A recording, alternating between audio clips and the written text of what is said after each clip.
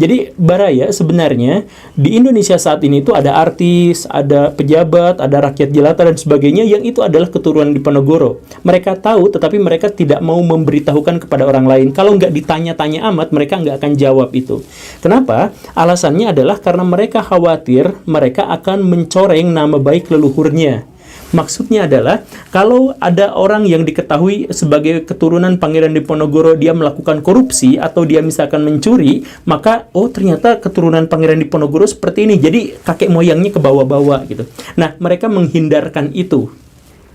Jadi Baraya maksudnya begini, kalau Baraya adalah orang yang biasa tetapi punya leluhur orang yang sangat luar biasa, maka Baraya bisa sangat mudah mendapatkan akses kekuasaan, mendapatkan akses kekayaan kalau Baraya hidup di tengah masyarakat yang feodal dan Baraya mencatut nama leluhur Baraya itu. Tetapi kalau Baraya sampai melakukan kesalahan, maka nama leluhur Baraya juga akan dibawa-bawa. Oh, ternyata memang keturunan si itu juga iya pahlawan, tapi kan kayak gitu nih anak cucunya sampai nggak keurus kayak gini, moralnya jelek apa dan sebagainya. Maka atas pertimbangan itu, maka anak keturunan Pangeran Diponegoro itu tidak mau disebutkan bahwa mereka itu keturunannya. Itu hanya untuk ruang lingkupnya saja atau untuk kepentingan-kepentingan akademik tertentu saja.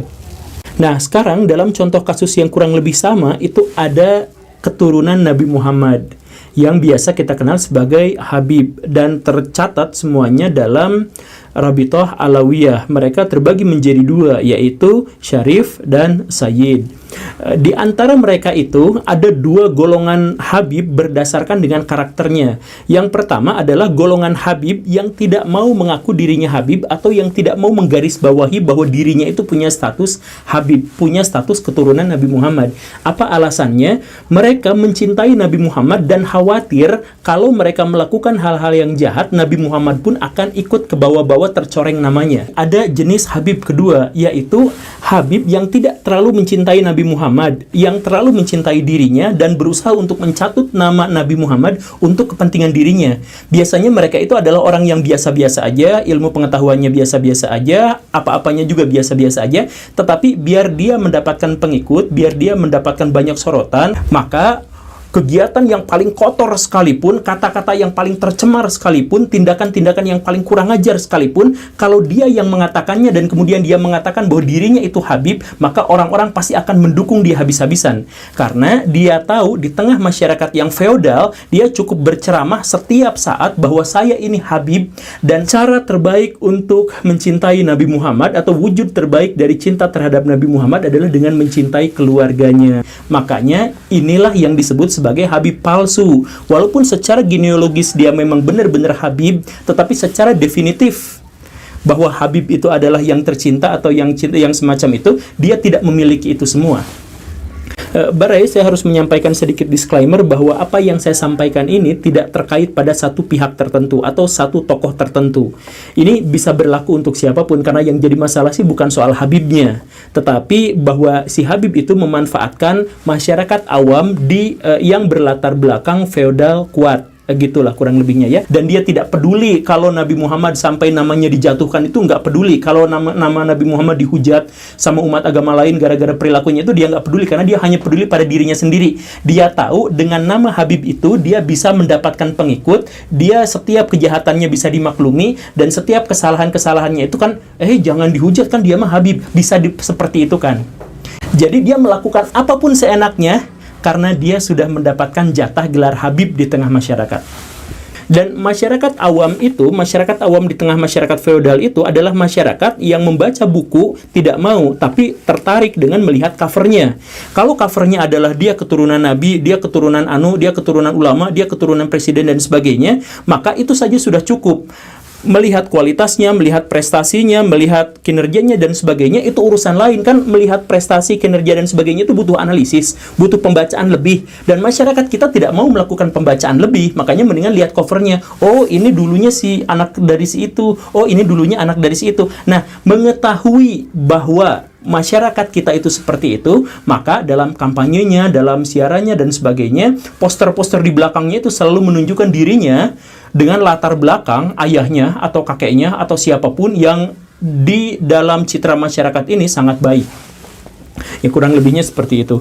Dan inilah yang akhirnya secara sistematis akan menciptakan masyarakat yang lebih bobrok lagi. Kenapa? Karena ulama atau habib atau politisi yang semacam itu wajib mempertahankan kebodohan dan keawaman masyarakat yang ada di situ agar mereka tetap akan dipilih.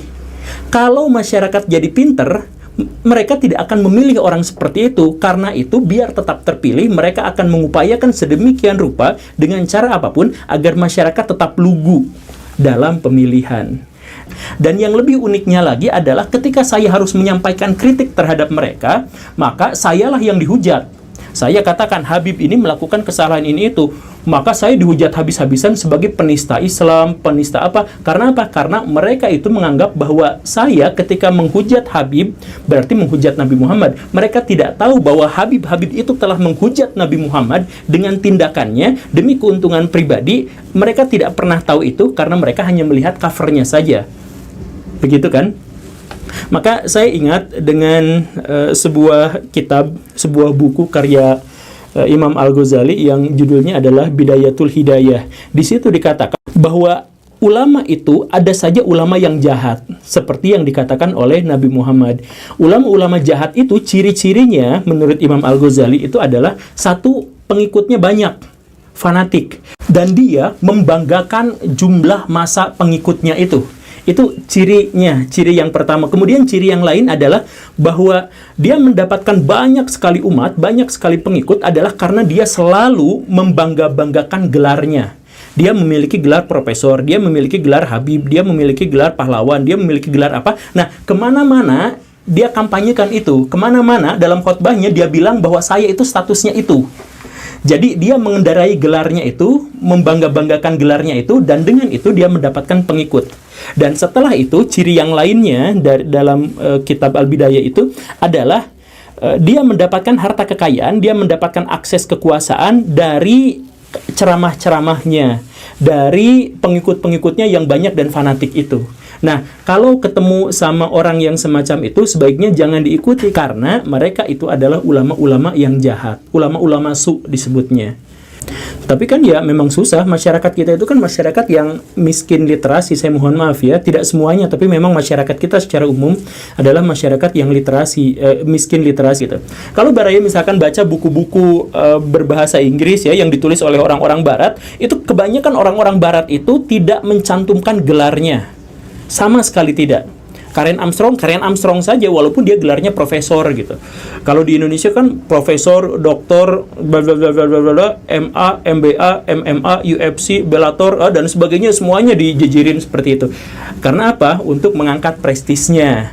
Sedangkan orang-orang barat mengangkat prestisnya bukan seperti itu. Baca aja bukunya, kalau kualitasnya bagus, analisisnya bagus, berarti dia dihargai. Kalau jelek, ya enggak. Peduli setan dengan gelar yang dia miliki. Itu hanya gelar akademik bahwa dia pernah ikut dalam jenjang pendidikan itu. Bukan sesuatu yang harus dibanggakan. Nah, kurang lebihnya seperti itu.